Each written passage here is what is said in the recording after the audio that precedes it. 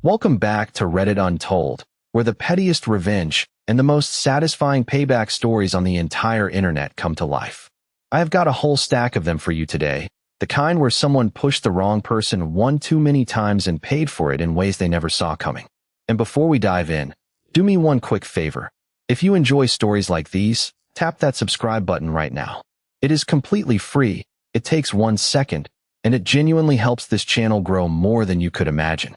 Seriously, hit subscribe, and you will never miss a new batch. Now, get comfortable, and let us get into it. This was posted to our /malicious compliance. You ever find yourself thinking, why didn't I just do that? Well, let me tell you a story about my mother-in-law and how I decided to stick it to her for wearing white to my wedding. It all started when I was planning the perfect day, the venue, the food, the invitations, everything. Of course, I had to include the photographer, so I called up the local studio that everyone raved about on Yelp. We signed a contract, a real one with all the terms and conditions spelled out, including a clause for guests who wore white. It specified, guests wearing white will be responsible for their own retouching fees of $4,200. Fast forward to the day itself. I was in my dream dress, walking down the aisle, surrounded by family and friends, when I saw her, a flash of white. She was wearing a full bridal gown, my mother-in-law. I thought, come on now, really? But I was so focused on not breaking down or embarrassing myself that I didn't do anything at the time. After all, it's supposed to be a happy day, right? Well, turns out, she wasn't just wearing white for a little photo op, it was the whole look.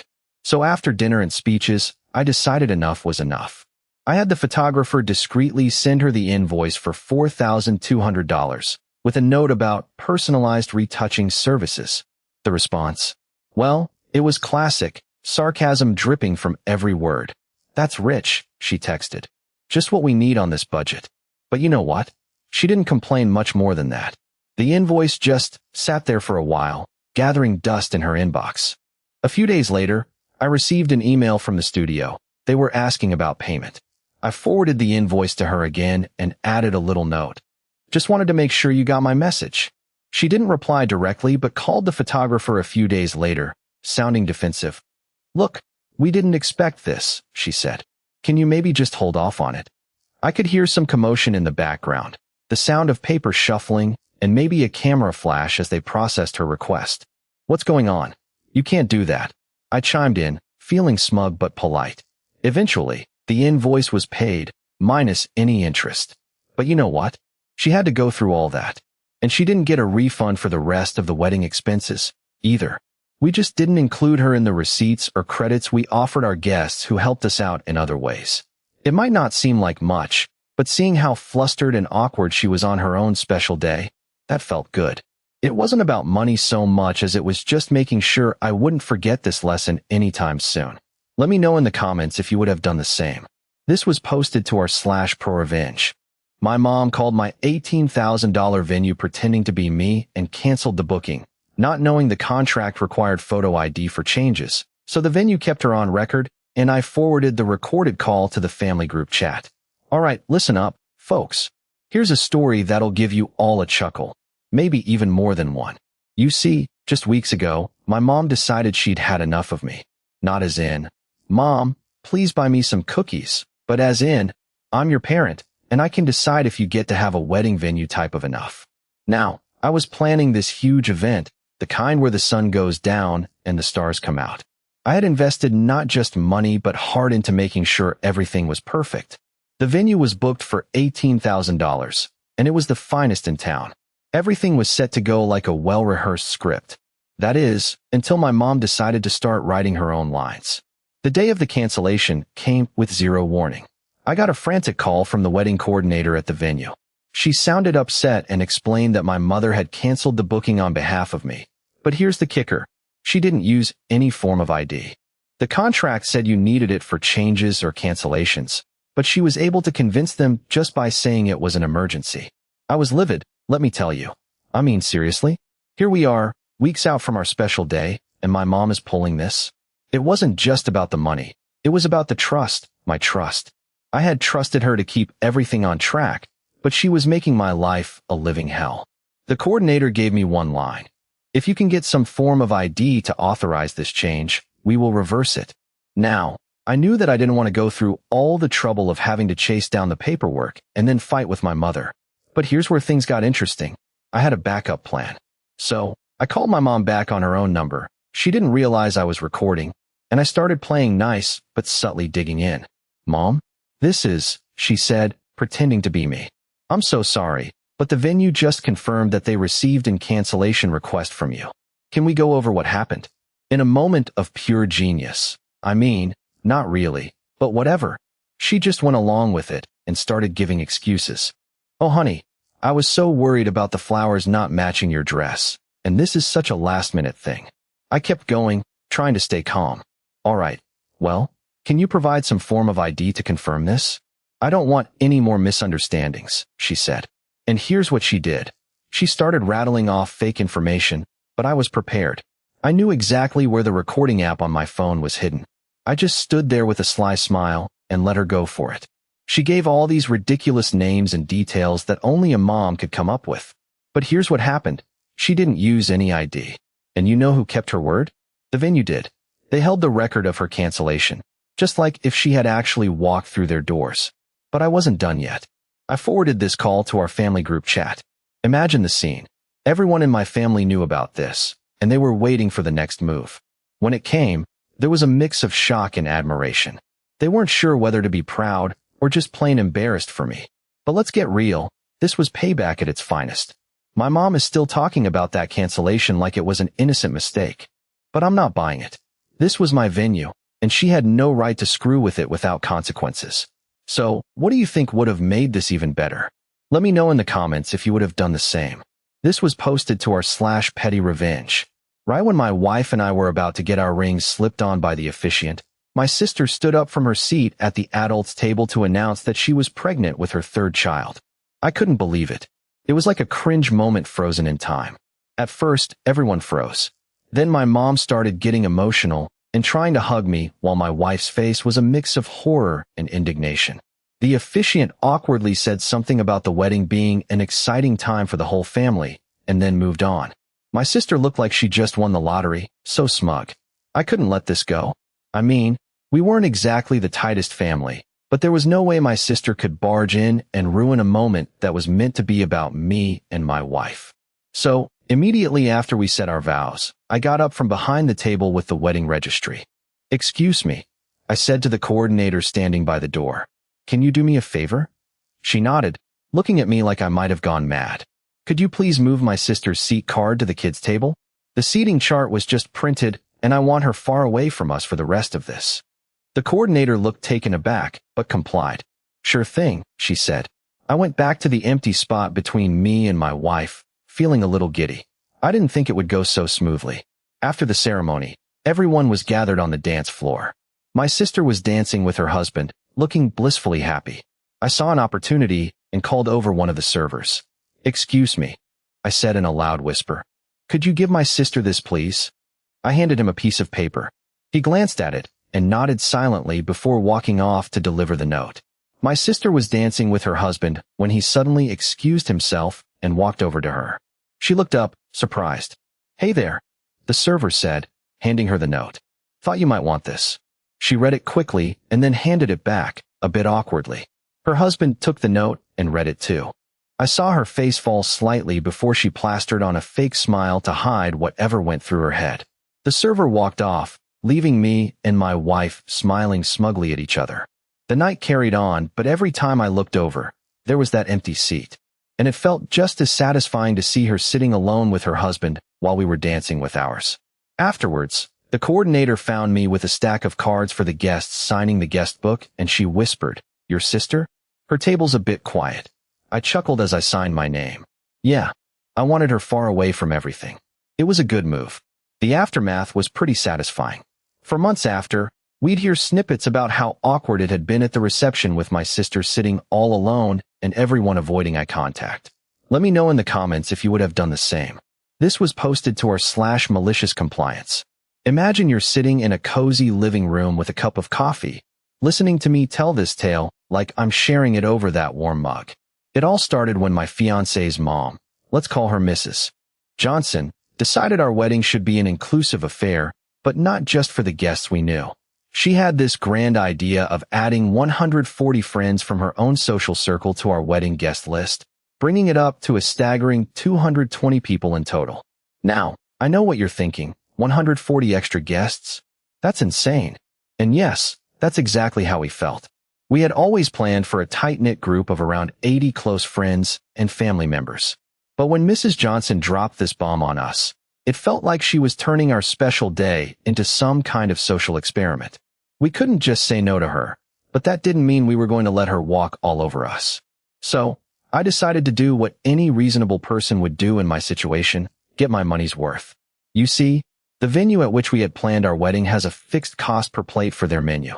With 140 extra guests on the list, it meant an additional $257.83 per head for the venue. That's a lot of money. I drafted up an invoice for the $11,906.92 in total fees and sent it to Mrs.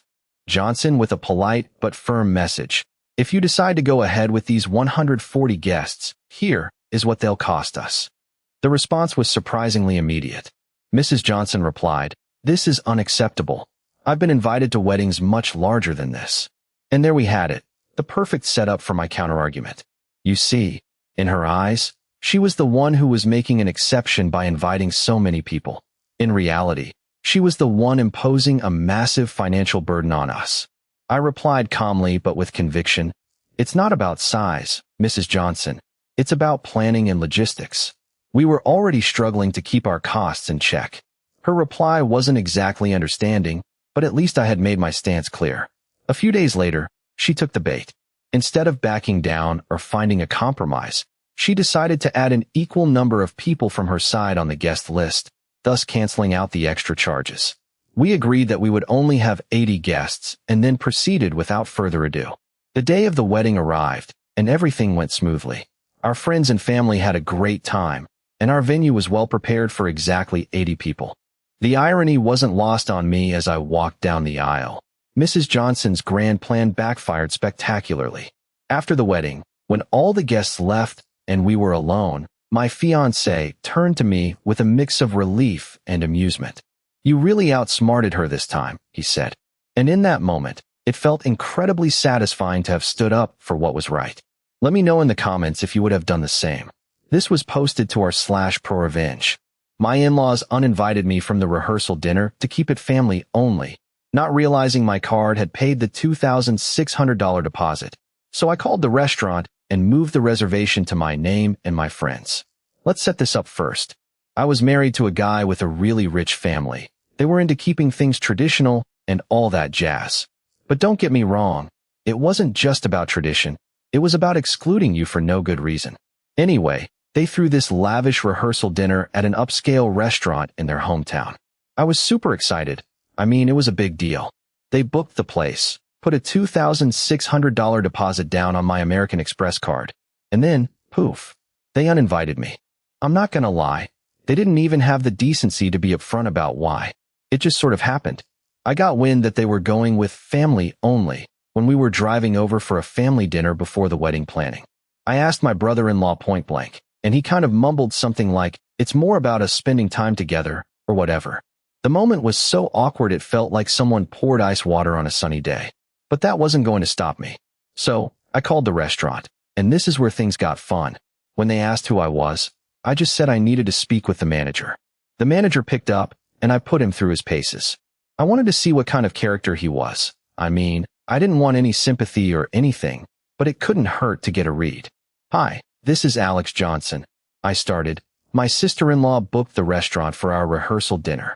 The manager, let's call him Bob, seemed nice enough, so I kept going. "Actually, there's been some confusion with our guest list." I paused, letting my voice trail off just a bit. "You see, we're both getting married and wanted to make this super special for both of us." Sure," Bob stuttered out. "Great. So, since the reservation is already in place, can we change it from a family dinner to an event with our friends?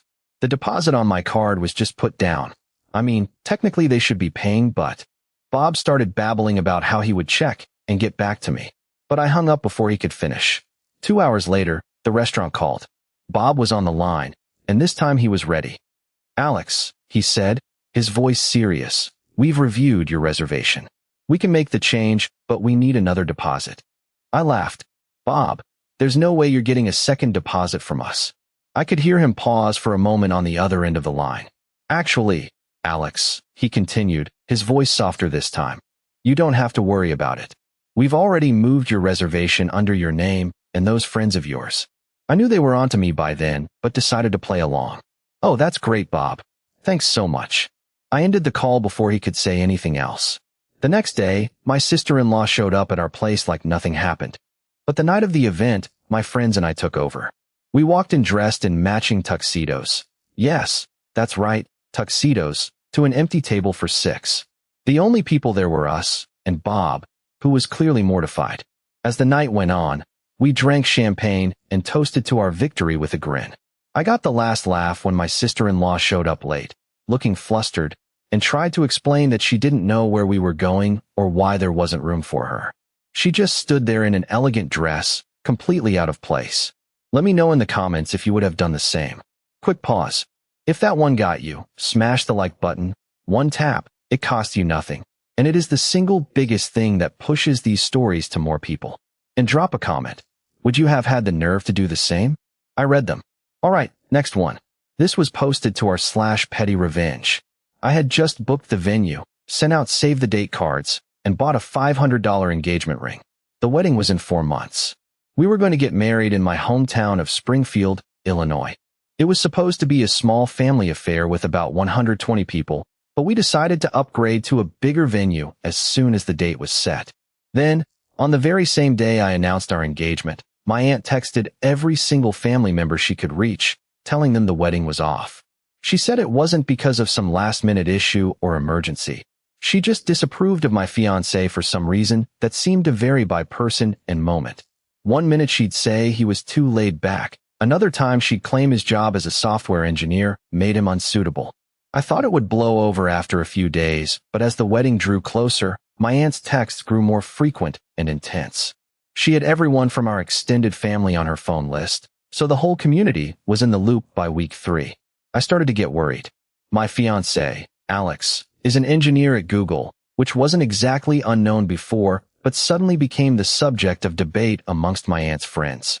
They started passing judgment, asking questions like, "Are you sure you're not just marrying into money? And he's a what?" Google. Finally, when I had enough, I sat down with Alex and said, "We need to come up with a plan. This can't go on." He nodded, his eyes filled with understanding. I decided the best way to get her in check was by telling the guests directly that they'd have to call my aunt for details. I sent out a group text to everyone listed. "Hey family, just wanted to let you know that Aunt Sally's wedding plans have changed, and she would like to be the one explaining everything to you. Please feel free to reach her at this number if you have any questions." For about 70% of the people, the wedding went on as planned because they didn't know or care much anyway.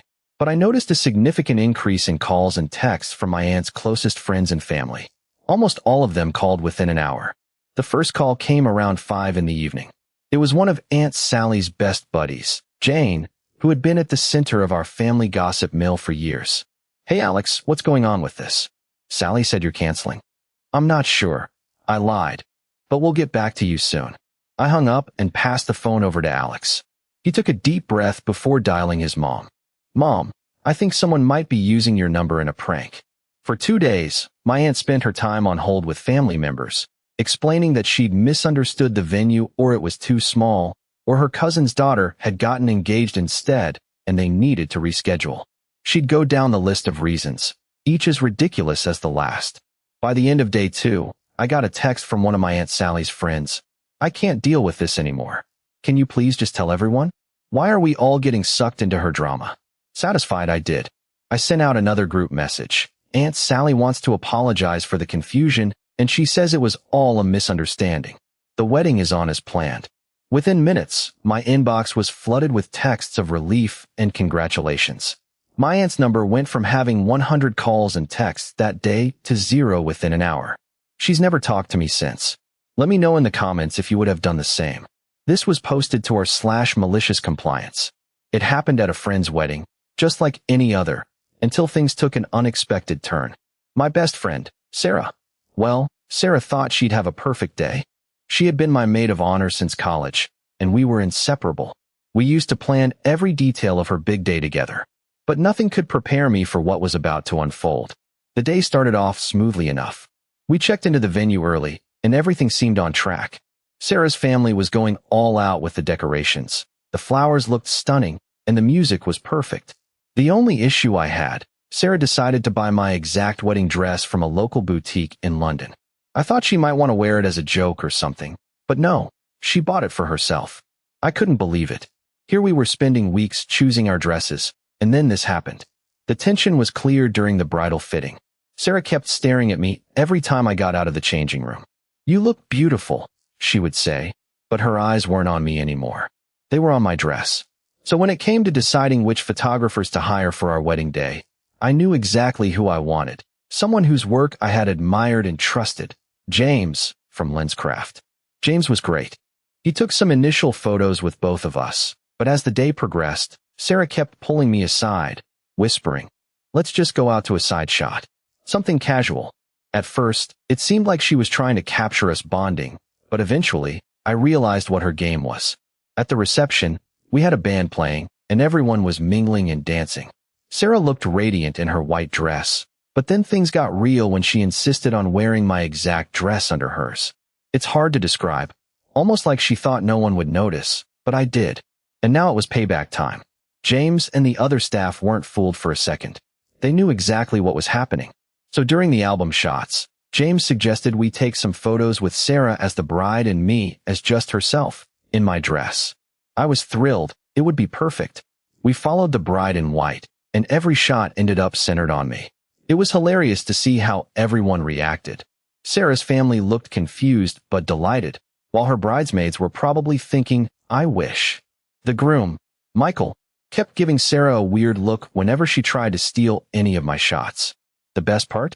The photographer had his cameraman follow us around, making sure every moment was captured. So when the time came for the first look and the bride's entrance, I got center stage, posing for photos with the groom, Michael. It felt like a dream come true, even if it wasn't exactly what Sarah intended. After the ceremony, we had some drinks, and as everyone started leaving, Sarah was practically running to catch up with me.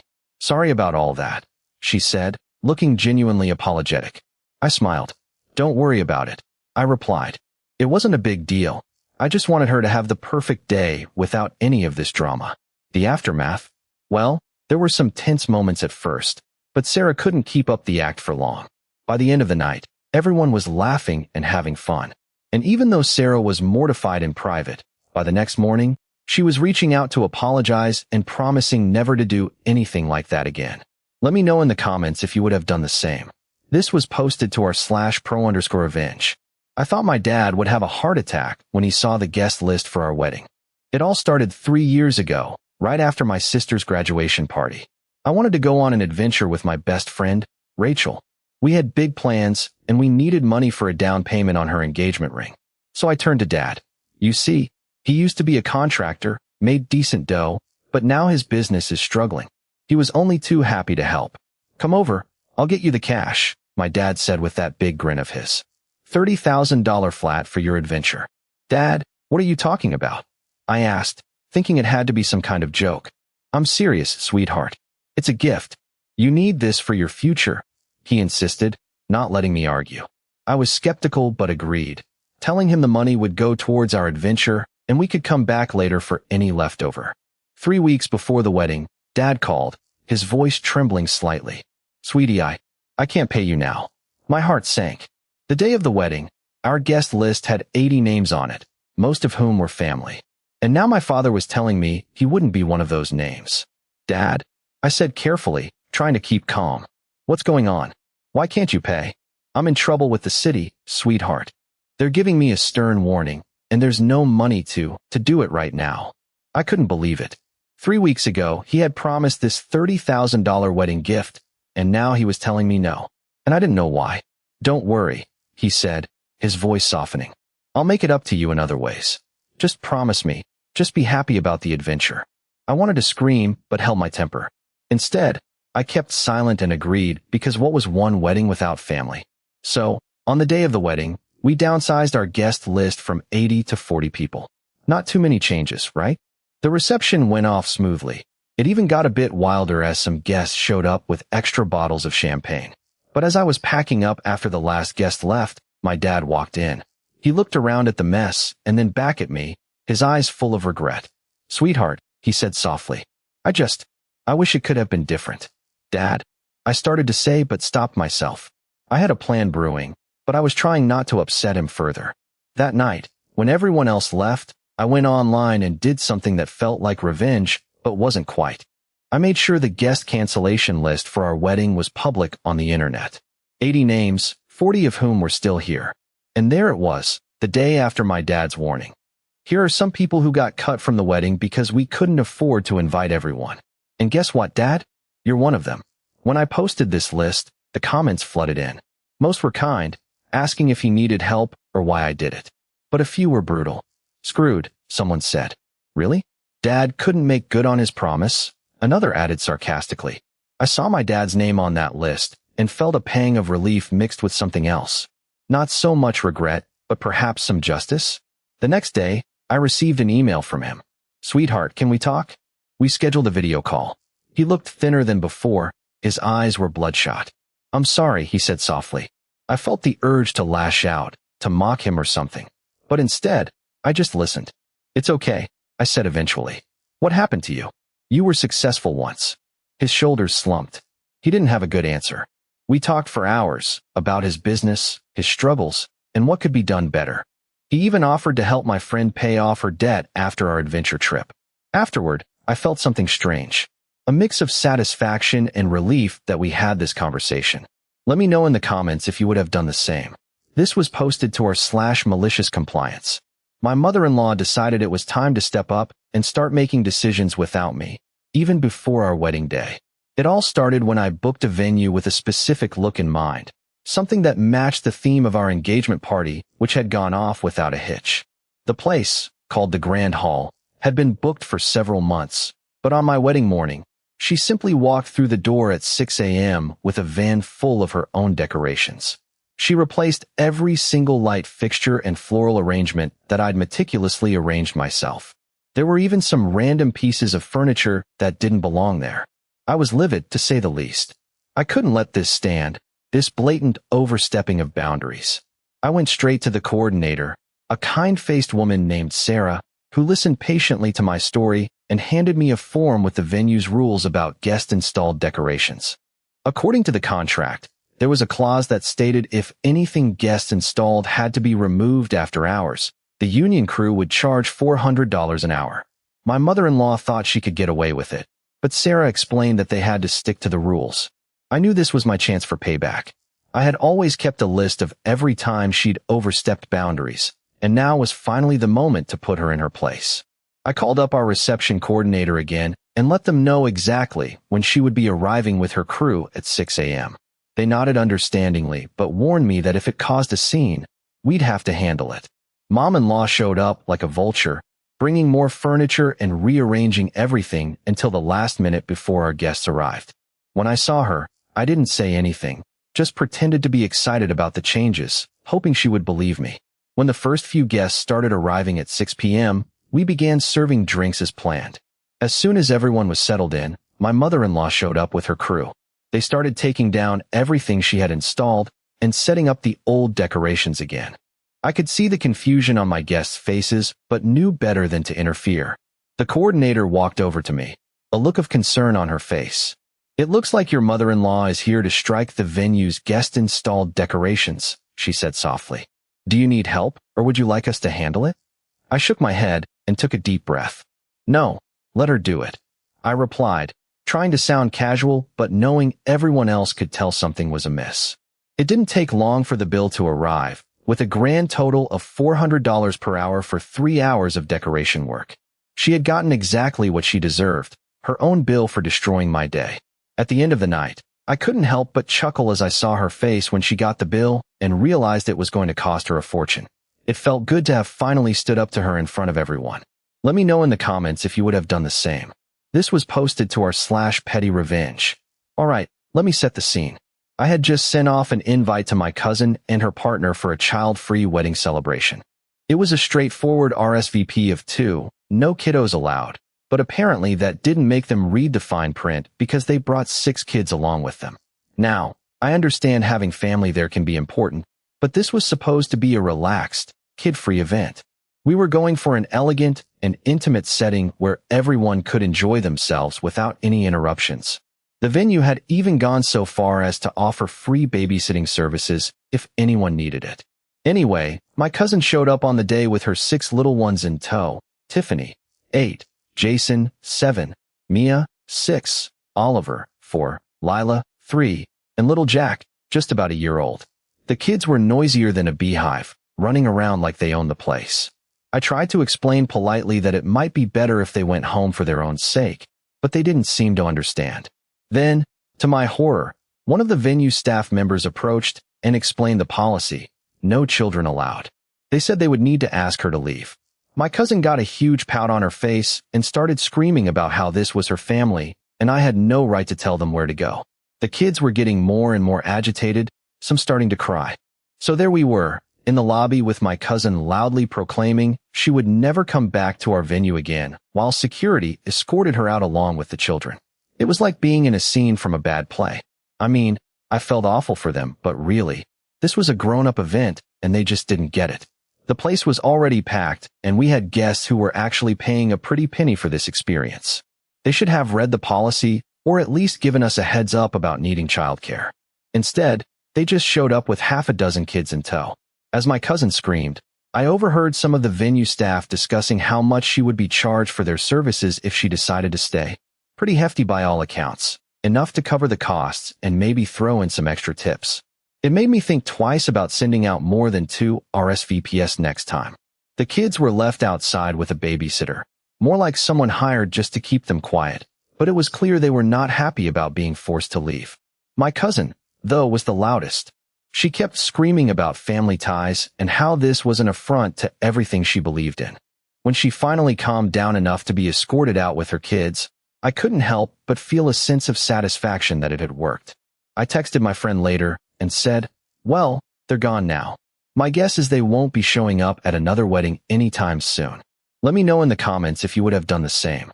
We are right about halfway. If you are still here, do me 2 quick favors. Hit that like button and hit subscribe so the next batch finds you automatically. And tell me down in the comments which story so far was the most satisfying one. Now, this next one might be my favorite of the whole batch. This was posted to our /ProRevenge. You ready? This one's a classic. I had it all planned out, every detail down to the last flower petal. My sister and I were getting married on the same day, same year, same everything. Not that she cared. Her wedding date was always about one thing: making me choose between her and my perfect man. She'd been hinting at it for months, drooling over this little vineyard, throwing fit after fit when I told her my venue had already sold out. And then, tada! The day before the booking deadline, she sprung her date on everyone, knowing full well that would force us to pick between her and our guy. I was pissed. Pissed enough to take out an ad in the local paper, but not just any wedding venue. I went for the only place with 200 seats, the Riverside Hall. Nobody else knew about it. They couldn't find a barn within 10 miles of town if their lives depended on it. My sister, on the other hand, she drove that car of hers down every single country road, taking notes and making lists. But by the time she realized there was no way in hell I'd ever agree to her venue, it was too late. I set a date, booked a few caterers, and left things at that. Months went by with her pouting and whining about having nowhere to get married. She'd call me up every other day, trying to guilt me or beg me for some kind of favor, but I ignored the damn calls. When she finally showed up at my house one afternoon, all huffy and demanding, I just laughed in her face. Her wedding was a disaster. The barn she picked didn't even work out. She had to move it several times because they couldn't accommodate 200 people. By the time it all went down, her fiancé was so fed up that he left on their honeymoon. And you know what? She got exactly 1/3 of the flowers I did, and those were cheap ones too. So there you have it, friends. My sister stole my date. But in the end, she's the one who had to beg for favors at her own reception. Let me know in the comments if you would have done the same. This was posted to our /SweetoWuthDeceptions. Alright, let me set this up from the beginning. My name is Alex, and my ex, Sarah, had been a nightmare during our relationship. We were dating for about 4 years, but it felt more like 10. She was manipulative, controlling, and generally just an unpleasant person to be around. So when I finally decided to call it quits after she came home with another guy who claimed to have found out everything about my social security number, let's just say it wasn't a pleasant conversation. I thought I had the upper hand. One weekend, we were hosting my brother's 30th birthday bash at our lake house. My brother, Max, was incredibly supportive and always stood up for me in front of Sarah when she would badmouth me. He even made a toast to us as a couple during one of our bickering sessions, much to her chagrin. So there I was, sitting across from him at the dinner table, sipping my wine and silently seething. Max went on with his speech, talking about how proud he was to have such a loving family and girlfriend. He even mentioned something about how settled we had become, which felt like a knife in the gut because it wasn't just me who was settling. She definitely was too. After dinner, Sarah got up to give her own toast. But before she could say anything, Max leaned over and whispered into my ear that he would make sure everyone heard his congratulations. "I'll make sure your cake is extra special," he said with a wink. I rolled my eyes but tried to play along. At the end of Sarah's toast, the DJ started playing her favorite band, the Cranberries, specifically Zombie. It was an incredibly corny song for a birthday party, and it made me cringe every time she played it. Max then stood up to give his toast again, this time much more heartfelt than before. "And now," he said, raising his glass, "to the love that has kept our family together despite all the obstacles." To Alex and Sarah, the room went silent as everyone turned their attention towards us. "But wait. No," Max continued, a mischievous smile spreading across his face. "To the real reason I'm toasting. Alex is the one who finally decided to take matters into her own hands with Sarah. To those of you who have shown up for your family and stuck it out through thick and thin, raise your glasses."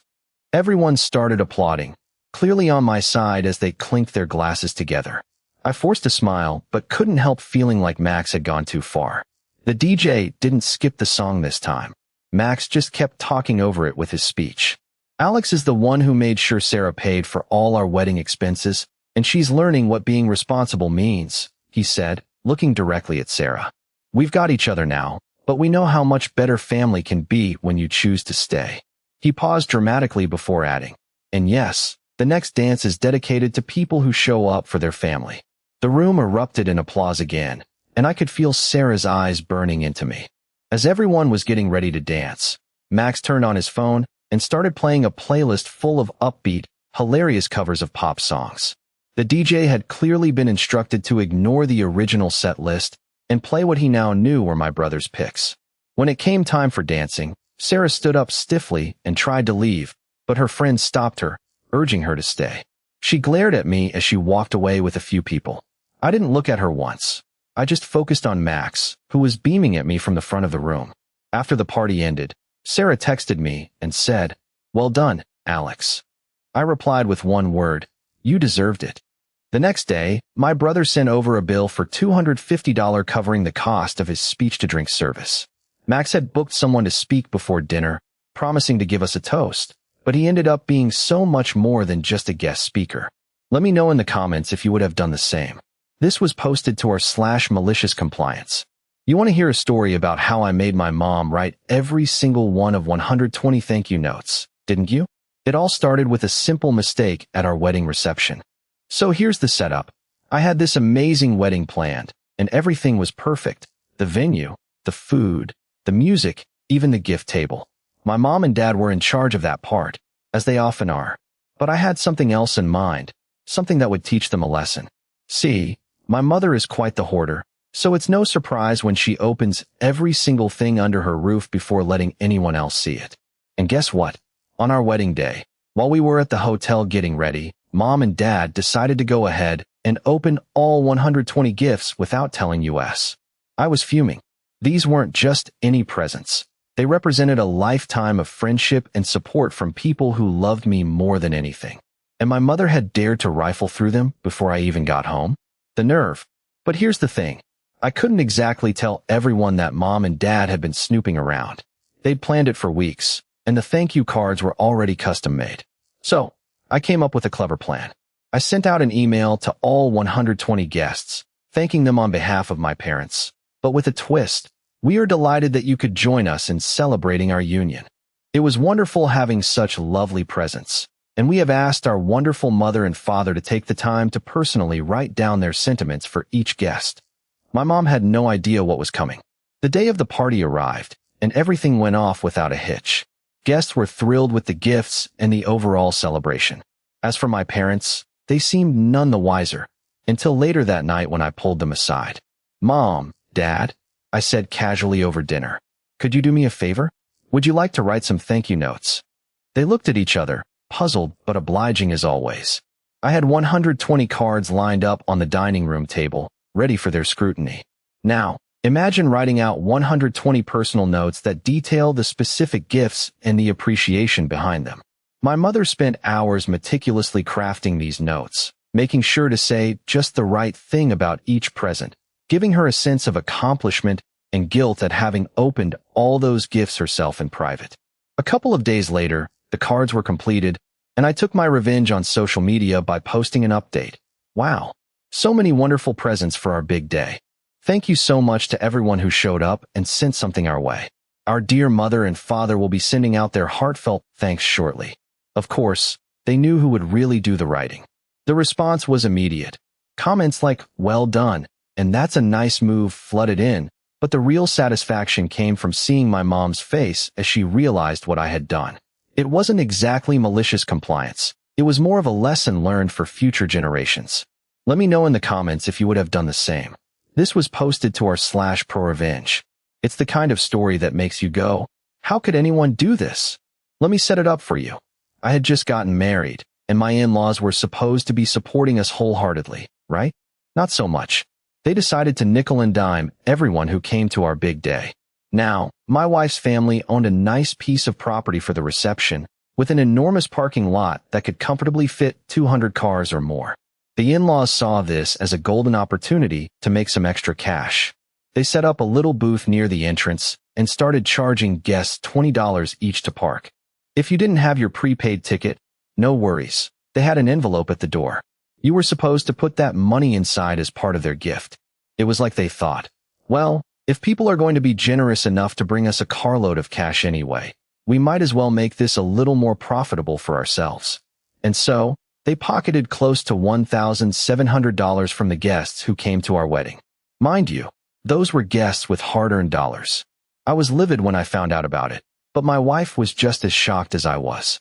We couldn't believe they'd do something so petty and disrespectful to their own family's event. The nerve of them. But here's the kicker. After we got married, my in-laws had this envelope filled with notes for us, each one labeled as a gift from a specific guest. It was like a time capsule of our reception. My wife opened it up for me, and there they were, notes inside cash envelopes. I carefully counted every bill, not really wanting to know the exact amount, but knowing I needed that number. So here's how I got my payback. I stood by the booth the next day when people left and told them each one of these stories with a bit of vengeance in my voice. Remember you gave $20 to park your car? Well, guess what? Your guests did too, but they didn't know where that money was going, I'd say, then handing back double the amount in cash. Of course, there were moments when people looked confused or upset, but honestly, who cares? They were the ones who needed a lesson. I told them exactly how much had been pocketed and who had contributed to it.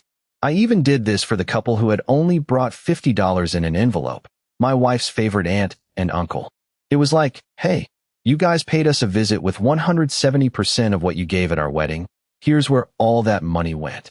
The look on their faces as they realized how much they had been screwed over by their own kin, priceless. It felt so good to see them squirm and feel the weight of their guilt. Some people even thanked me for making them realize just how wrong this was.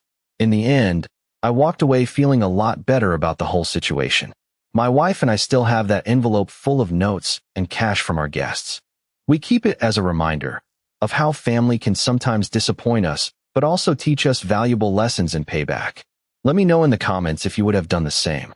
This was posted to our /PettyRevenge.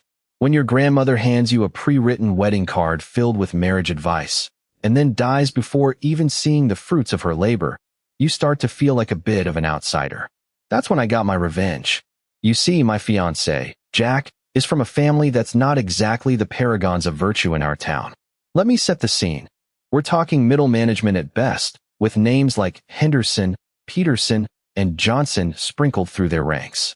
But I'm a member of an old money family with a reputation for being, well, better than everyone else. My grandmother, bless her heart, was a fixture in our family. She'd been a successful doctor before retiring and had all the time to watch over us from her cozy little home.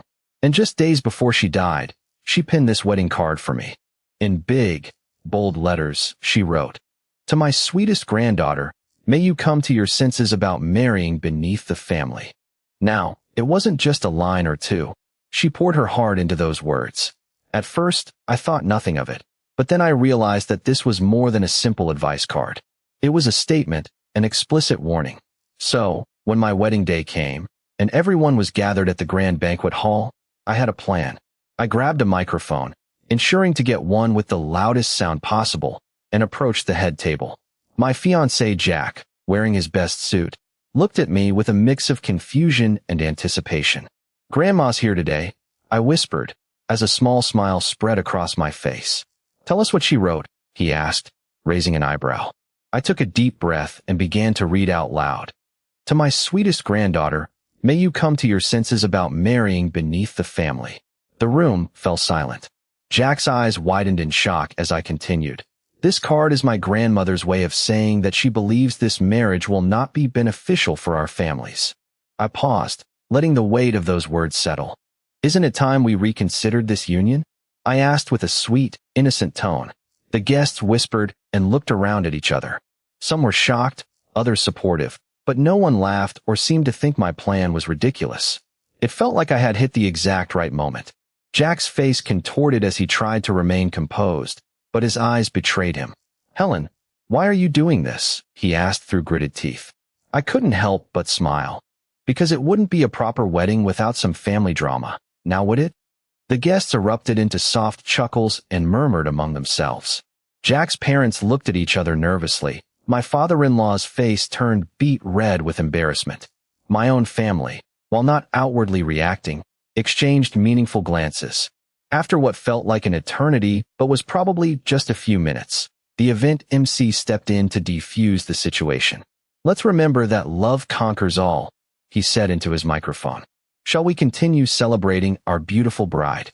I let out a dramatic sigh and smiled at Jack. "Of course, let's celebrate." I even kissed him on the cheek before stepping back. In the end, Jack held it together throughout the reception, but the card stayed with me for days afterward. People asked if I was okay, if we were still going through with our plans. The whole ordeal made us stronger and more determined to make this marriage work, despite the initial embarrassment. So there you have it. A tiny bit of petty revenge served up during a family gathering. Let me know in the comments if you would have done the same. Real quick, like button, one tap. Seriously, it helps this channel more than you think. Subscribe too if you have not yet. And I want to hear it. Have you ever had a boss, a neighbor, or an in-law exactly like this one? Comment it below. Okay, the best payback is still coming. This was posted to our /malicious compliance. From the very start, I knew something wasn't right with the plan my mother-in-law had for our wedding reception. She asked me, "Can you just tell the caterer that we're going with the cheaper menu option?" I hesitated but didn't argue. The last thing I wanted was a fight before the big day. Fast forward to the day of the wedding. Everything seemed perfect until an hour in, when our caterer approached me privately and said, "We're going to be serving your guests the full-service option." I froze. "Why is that?" I asked, wondering if someone had told on us or if this was some mix-up. The caterer explained calmly but sternly, "Well, the contract you signed states one uniform service for all tables." He added, "And it's going to cost you $3,800 extra." I looked at my mother-in-law. She seemed genuinely shocked and guilty, as if she hadn't thought through this. I knew right then that this was going to be a lesson in revenge. My initial reaction? Screwed. But then I remembered something. My skills at negotiating contracts and the power of confrontation. I decided there was no way we were paying an extra $3,800 for something clearly misinformed by my mother-in-law. I told the caterer, "Let's just get this straight. The contract is very clear about providing one service option across all tables." Then, I turned to her and said, "Mom, it's your wedding too. You owe me an explanation." She tried to backpedal, but it was too late. I had the floor. "Listen," I continued, "I know you think you saved money by going with the cheaper option, but you didn't read the contract correctly, and now everyone is getting the best service, not just us." The caterer seemed surprised but professional. He said, "We can't go back. Mrs. has already been charged the full service price." But he added, "You know what? I'll make it up to you by upgrading a couple of courses at no extra cost." I nodded, trying not to show my satisfaction. It was clear that while they weren't backing down on the $3,800 charge, they were bending over backwards. Back home, I dug into our bank account and transferred exactly $3,800. Then, I sent an email with a firm but polite tone to S. lawyer, stating that the charges had been paid in full for the service option we agreed on. I also included a copy of the contract and some photos from the event. Within a week, I received a response back. "Thank you for bringing this matter to our attention. We will not be billing your mother-in-law any additional amounts." It was all over. But more importantly, it was resolved on my terms, and no one would mess with me again about contracts or my wedding plans. Let me know in the comments if you would have done the same. This was posted to our /petty revenge. One of those days where I thought the universe was finally going my way until my ex decided to crash my wedding reception with a speech. I had planned everything down to the last detail, even hiring a venue because it was the perfect spot for an intimate gathering. The guest list? I paid for every name on it. We were both in agreement, right? My ex and I had been through the breakup process, cleaning up my place, returning his things, the usual. But here he was, walking through the front doors with a +1 that looked suspiciously like him. I hadn't seen him since our last argument, weeks before we parted ways. He ambushed me with a printed speech that seemed to have been planned over the last few days, not even 2 months after I had married someone new. At first, he tried to act like it was coincidence, but his eyes kept darting around, confirming my suspicions. I remember walking up to him and saying, "What are you doing here? You know we agreed no more surprises." His face faltered a bit, but then he pulled out the speech and said, "It's important. I want people to hear it." It was a typical move for him, showing up late with a plan. The staff at the venue saw this as a violation of the guest list policy that I had paid good money for. They were more than happy to enforce the rules, even if they did look a little nervous too. The +1 he brought, by the way, was his best friend from back in college. Same name, same build, just a different set of clothes. They escorted him and his friend out to the parking lot, where he started reading his speech aloud. It was like watching a scene straight from a high school play. Everyone who had shown up on my guest list gathered around, whispering amongst themselves, while the rest of the guests looked on in confusion or amusement. I didn't have any security at the reception to deal with this kind of situation, but I made sure not to let it show. I smiled and waved, trying to look calm as they all walked back inside. The staff had given me a few moments in the hallway to regroup after that scene played out. It was surreal.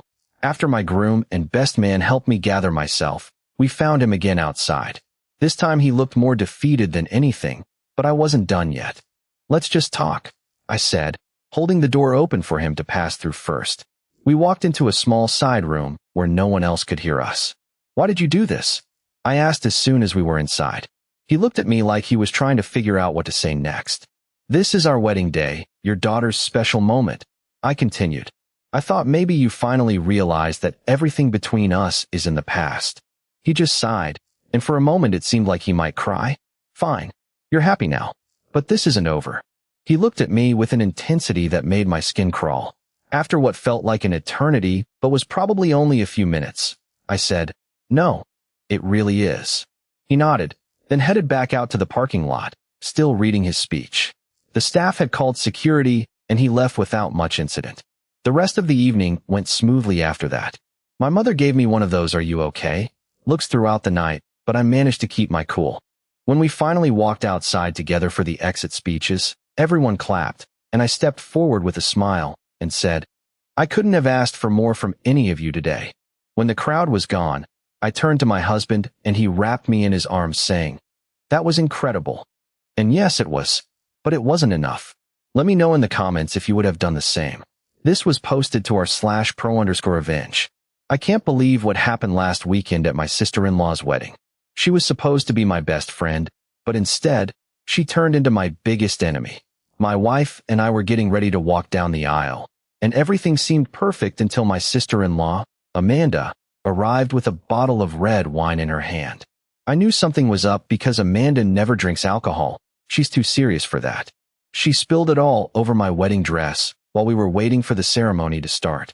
Of course, she claimed it was an accident and said she hadn't even touched the damn thing. Needless to say, my plan for a perfect day went out the window. I rushed into the boutique after the wedding to confront them about ruining what could have been a magical moment. The dress wasn't expensive, but it was custom-made, and its value exceeded thousands of dollars. They couldn't just let that happen. The boutique's insurance required an incident report, so I had to fill one out on the spot.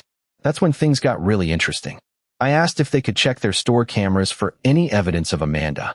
The manager, a woman named Jane, agreed and pulled up the footage from the night before. What do you think happened? It showed that Amanda had bought the wine an hour earlier. She'd been using the bathroom next to where the cameras were positioned, making it look like she hadn't touched the bottle at all. But here's the kicker. They couldn't just ignore this. The boutique had video proof of her buying the wine and getting too close to my dress during that time. They insisted on reporting the incident and having an investigation, which meant I'd have to pay a hefty fine for the damage caused. That was the last straw. I decided then and there that Amanda wasn't going to get away with this. I needed to make sure she paid for her stupid mistake. So I started planning. I knew Amanda worked at a tech company downtown, Tech Giga, and was responsible for HR. My plan was simple yet effective. I had Tech Giga's security team trace the purchase of the wine bottle through their system and find out exactly where it came from. It took some digging, but eventually, they found the store that sold it to Amanda. The receipt showed she bought a second bottle as well. Armed with this evidence, I went back to the boutique to demand more than just an apology, this time with consequences. They were willing to give me a new dress, but only if I took out insurance and paid for it, which was ridiculous. So, I told them I had proof of Amanda's purchase and that Tech Giga would be involved. They didn't believe me at first, but when I showed the receipt, they couldn't deny anything. They ended up giving me a new dress and even threw in a discount because of my insurance claim. But it was far from enough, so I decided to go one step further. I contacted Amanda's company directly, explaining that her actions had damaged not just a wedding gown, but also the relationship between our families. Tech Giga's HR department took this seriously, and after some internal investigations, they found that Amanda had been falsifying documents for years, claiming sick days when she was out drinking or partying instead. Tech Giga fired Amanda on the spot, which felt like a huge victory. But I wasn't done yet. I made sure to let every family member know what happened and how much damage Amanda's actions caused. It turned out that one of my wife's coworkers had also witnessed her buying alcohol inappropriately before, so now it was official. Amanda was gone from our lives. The aftermath was pretty satisfying. My dress wasn't ruined on the most important day of my life, and Amanda learned a valuable lesson about accountability and responsibility. Let me know in the comments if you would have done the same. This was posted to our /SkyPettyRevenge. I've always been a bit of an outsider in my big, boisterous family. But when half of them skipped the wedding ceremony for some football game and showed up only for dinner, it just became too much. Let me set the scene.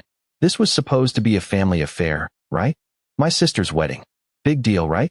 Well, the rest of my family made a big deal out of it by deciding that football was more important than a once-in-a-lifetime event. So, they skipped the ceremony, but were there for the reception. Now, I know what you're thinking. They probably had a good reason. Maybe they did, but they sure didn't mention it to me. And then here's where it really got annoying. The photographer was done with family portraits by the time they arrived at dinner.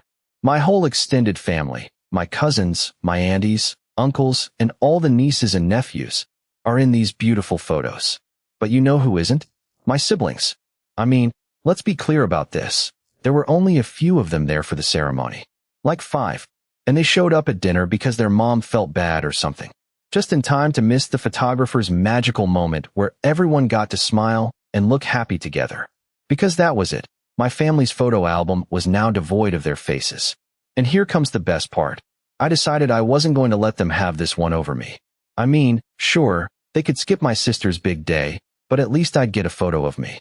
So, I pulled out my phone and started snapping away, making sure I got a few good shots. I can still hear their faces contorting as they realized what was happening. Those awkward grins that quickly turned to grimaces. And then the whispers. She's taking pictures. Why didn't she tell us? They were so caught off guard. But you know what? That's exactly why. The moment I hit share and sent the album, everything changed.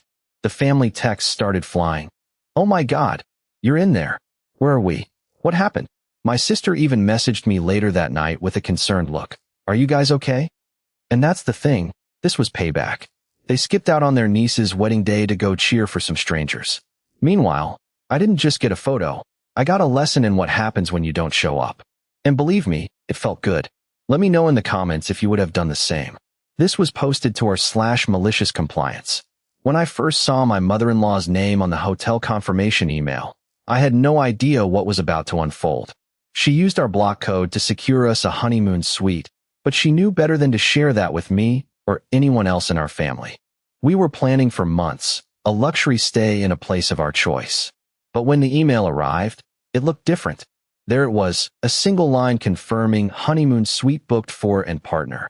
The reality sank in like a stone. This wasn't just a simple mistake. This was an ambush. I decided to act, and here's how I did it. First, I contacted the hotel directly using their 24/7 customer service number. It was early morning when I called, but they were surprisingly quick to help. The representative, whom I'll call Sarah, seemed professional enough, if a bit flustered. Hello, this is, and there's been a mix-up with our reservation. I began, keeping my tone level and calm. Our honeymoon suite has been booked under the wrong names. Sarah listened carefully as I explained that my mother-in-law had used our block code to book a suite for herself and then decided she didn't want company. The hotel's policy clearly stated that suites were reserved only for couples on the contract. Understood, Sarah replied, her voice maintaining composure. I see there's been an error with your reservation. Let me check our policies. After what felt like ages, I could hear a slight pause. Our policy is that honeymoon suites are reserved exclusively for the couple listed in the original booking to ensure they have the best experience possible, Sarah explained. All right, I said firmly. But since we're not the ones who booked the suite, can you please move my mother-in-law to a standard room instead? We'll cover any additional costs. Sarah hesitated briefly before agreeing. Of course, we'll make that adjustment right away, she assured me.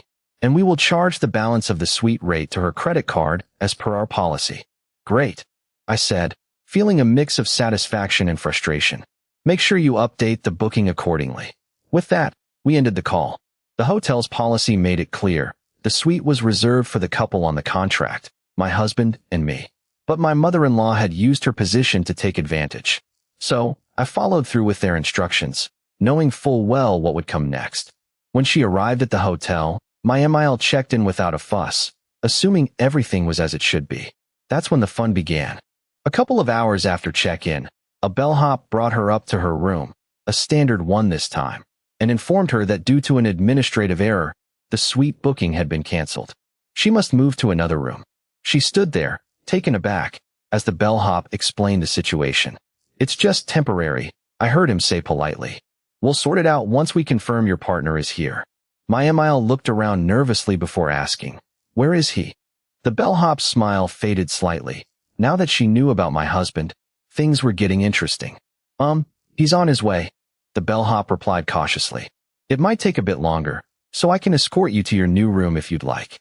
Her face turned red with embarrassment as she followed him down the hallway. The suite was now occupied by another couple who looked nothing like her. Over the next few days, my MIL tried to make things right, but it was too late. She knew I had orchestrated this and vowed never to use our block code for personal gain again. As for me, I got exactly what we paid for, a honeymoon suite all to ourselves, with no interruptions from family drama. It felt so damn good when the hotel's own policy ended up punishing her. Let's just say it was a happy accident that worked out perfectly in my favor. Let me know in the comments if you would have done the same. This was posted to our /ProRevenge. I never thought I'd be in a position like this, but here's how it all went down. My in-laws were always the type to micromanage every aspect of our lives, especially with my husband's wedding. They promised a lavish affair and didn't seem too fazed when I suggested we split costs 50/50. When they insisted on full control, okay, fine, $22,000 total seemed like a reasonable price to me. What I didn't expect was for them to exclude me entirely from the family portraits. We had a beautiful day with all our closest friends and family there. The ceremony itself went off without a hitch, but as we moved on to photos, it became clear they were trying their hardest not to include me. They'd planned this whole setup, even down to inviting specific people who wouldn't see each other. I was left standing by myself, looking at my husband laughing and hugging his ex-girlfriend. I was livid. How could they do this? I'm part of the family too. But instead of screaming or making a scene, I decided to play it cool for now. I asked everyone to just enjoy themselves, but kept an ear out for any conversations about the photos. The next day, my husband received an email from the photographer with all the details and instructions. As we went through the list of vendors involved, florist, caterer, venue manager, photographers, I noticed something odd. Their names were on every contract, not mine or anyone else in our immediate family. They'd been sneaky about it. By then, I had already arranged for the album to be sent directly to my address. The wedding planner and photographer both knew exactly where everything was going. It was a calculated move, like they thought they could erase me from existence just by excluding me from photos taken after the ceremony. But nope.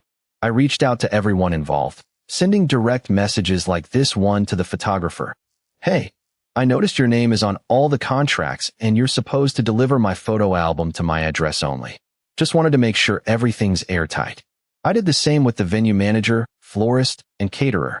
Each of them responded immediately, but their answers were all variations of, "Oh yes, that's right. We'll make sure to note your information in our records." Within a week, every vendor was officially sending my photos directly to me, and my name was included in the album. I even got a personalized message from each one saying how much they appreciated the oversight. The morning after the wedding, as I sat down with the albums, I couldn't help but laugh. My husband walked into the room just then and said, "So, what's so funny?" I showed him the photos. He was in some of them, and there were even pictures of his ex-girlfriend too. But she wasn't alone. "See those? We were supposed to be together," I said, pointing at a series of candid shots where we both had our arms around each other. "And look here, my friends came with us. Just like you promised." He looked surprised and then started laughing. "You got them back good." But the best part was when I saw the album, a beautiful leather cover with my name embossed in gold. Inside, it had all their names listed along with mine, as if to say, "Welcome back, my dear." Let me know in the comments if you would have done the same. And that is going to do it for today's episode of Reddit Untold. If you made it all the way to the end, you are exactly the kind of person this channel is for, so do me two last favors. Tap that like button, and hit subscribe so you do not miss the next batch. Drop a comment, and tell me which story was your favorite, and whether you would have had the nerve to do the same. Thank you so much for watching, and I will see you in the next one.